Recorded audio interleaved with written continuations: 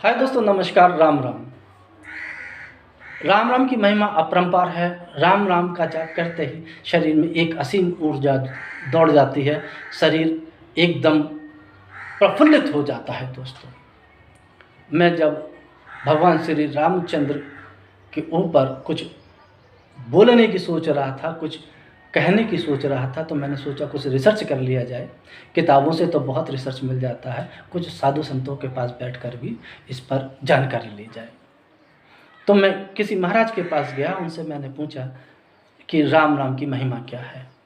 तब मुझसे उन्होंने कहा कि राम राम की महिमा तो अपरंपार है, इसका व्याख्यान इतना आसान नहीं।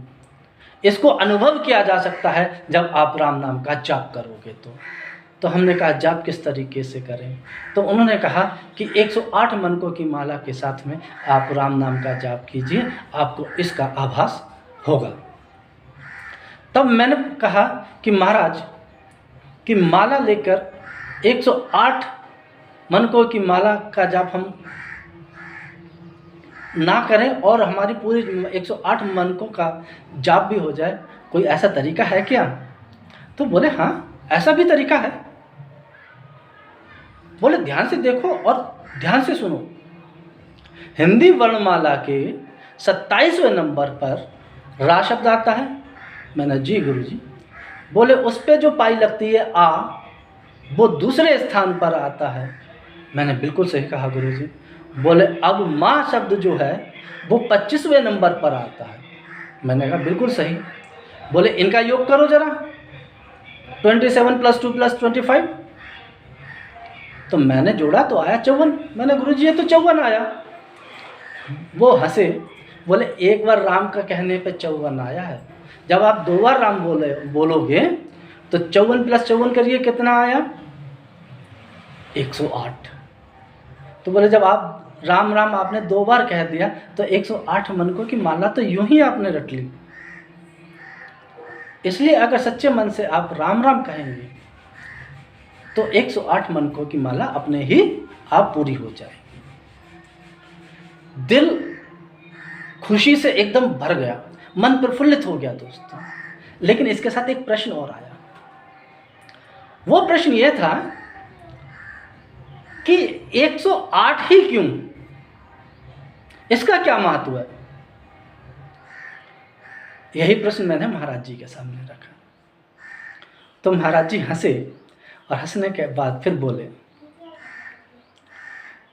ये तो मनुष्य के स्वास्थ्य से भी संबंधित है। मैंने वो कैसे? आश्चर्य से पूछा। बोले भाई एक दिन में 24 घंटे होते हैं।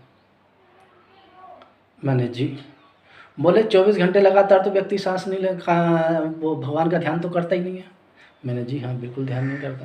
बोले 12 घंटे हटा दो, उसके दैनिक क्रियाकलाप है, नहाना धोना, सोना उठना बैठना एक्सेट्रा एक्सेट्रा। मैंने जी। बोले 12 घंटे ले लीजिए, 12 घंटे वो भगवान का ध्यान करता है तो 21,600 के आधे कितने हुए? 10,800। बोले कायदे के अनुसार व्यक्ति को अगर भगवान में रमना है, किसी भी की भी साधना करनी है तो 10,800 बार जाप करना चाहिए। लेकिन सामान्यतः आजकल के लोग जो हैं इतना समय नहीं दे पाते।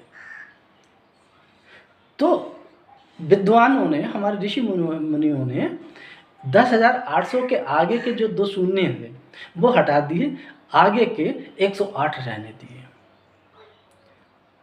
दोस्तों 108 शुभ अंक है और राम राम नाम का योग भी 108 है। इसलिए आप 108 बार राम नाम का जाप कीजिए, आपका उद्धार होगा। मैंने गुरु जी को प्रणाम किया, वहाँ से चल दिया। उन्होंने चिकित्सा की भी कितनी अनुपम विधि हमें बता दी। अगर हम ध्यान योग की मुद्रा में बैठ के राम नाम का जाप करेंगे तो जो हम अपना अंदर से श्वास लेकर बाहर को छोड़ेंगे तो उससे जो हमारे अंदर के विकार हैं वो सब बाहर हो जाएंगे। कितना साधारण और कितना सूक्ष्म सूत्र उन्होंने हमें बता दिया। और राम शब्द ही अपने आप में संपूर्ण ब्रह्मांड के ज्ञान का एक संक्षिप्त सूत्र है। जिसने राम का अर्थ जान लिया, समझ लो उसने ब्रह्मांड को जान लिया। ये मुझे आभास हो गया था दोस्तों। मैंने थोड़ा सा और रिसर्च किया तो मैंने देखा कि निर्गुण शाखा के और सगुण भक्ति शाखा के, किसी भी शाखा के संत रहे हों, उन्होंने सबने राम की नाम की महिमा का जो व्याख्यान दिया है अपनी तरह से दिया है। एक जगह कबीरदास जी ने कहा है, सहस्र 21 600 धागा निहिचल नाकई पौए। अर्थात उन्होंने ये कहा है कि 21,600 धागे नाक के सूक्ष्म द्वार में पिरोता है प्रतिदिन व्यक्ति। अर्थात व्यक्ति के प्रत्येक श्वास में राम का ही वास है। इसी तरीके से एक और संत हुए हैं निर्गुण भक्ति शाखा के, उन्होंने कहा है, अष्ट चक्र पवना 6,021 योग अमर जन कू गीगले दादू विश्वापीस।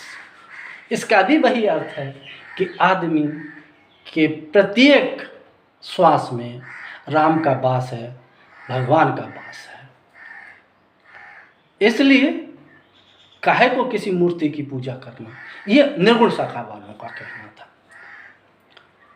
ब्रह्म वैवर्त पुराण जो है उसमें भी एक जगह वर्णन आया है, राम शब्दो विश्व वचनो मशवापीश्वर वाचकः।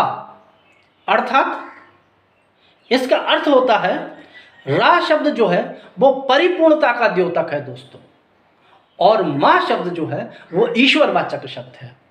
ईश्वर, इसका मतलब राम शब्द जो है अपने आप में परिपूर्ण ईश्वर है।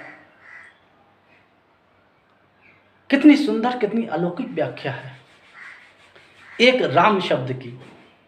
और इस पे मुझ जैसा तुच्छ व्यक्ति बोले तो बड़ा अजीब सा महसूस होता है। लेकिन दोस्तों, आजकल का जो लोगों ने भगवान के ऊपर दुकानें खोल रखी हैं, उसको देखकर जो दुख होता है कि साधारण जनता को वो किस प्रकार मूर्ख बनाते हैं।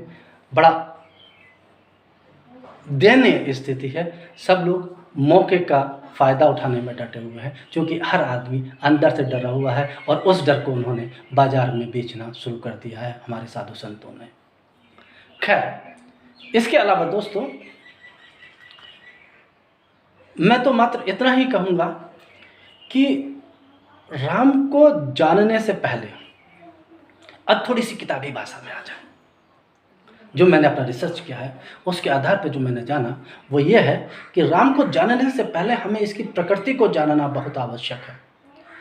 राम नाम दिमाग में आते ही सबसे पहले हमें जो है हाथ में धनुष लिए हुए श्याम वर्ण के मनोहर छवि के भगवान श्री राम की मूर्त ध्यान में आती है दोस्तों, जिन्होंने लंका के राजा रावण को मारकर अधर्म का नाश किया था और धर्म की स्थापना की थी। इसीलिए उनके जब उन्होंने राज प्रारंभ किया तो राम राज्य की संज्ञा दी गई। ऐसा राम राज्य आज तक विश्व में कहीं देखने को नहीं मिला है दोस्तों। अब ये सोचने वाली बात है, क्या भगवान श्री रामचंद्र से पहले भी राम शब्द का कोई इस ब्रह्मांड में, इस सृष्टि में महत्व था या कोई तत्व था? इस चीज को भी जानना अत्यंत जरूरी है दोस्तों। इसलिए हमें थोड़ा सा व्याकरण की ओर पढ़ना पड़ता है। राम शब्द जो है दो धातुओं से मिलकर बना है दोस्तों। एक धातु है रम और दूसरी है घम। रम और घम धातुओं के सम्मिश्रण से राम शब्द का बनना तय हुआ। और अब रम धातु का अर्थ क्या है? रम धातु का होता है रमना, जो किसी चीज़ में रम जाए, जो किसी चीज़ में निहित हो जाए, जिसका किसी चीज़ में वास हो जाए, वो होता है रम। घम का अर्थ होता है ब्रह्मांड का जो शून्य है, अर्थात ब्रह्मांड का जो खाली स्थान है, ब्रह्मांड का, पूरे ब्रह्मांड का, वो घम हुआ। अर्थात पूरे ब्रह्मांड में जो स्थित है वही राम है, जो इस ब्रह्मांड से बाहर है वो भी राम है। इसलिए दोस्तों एक जगह कहा गया है, आत्मा राम अवर नहीं दूजा, कि आत्मा ही राम है, इसके अलावा और कोई दूजा नहीं है।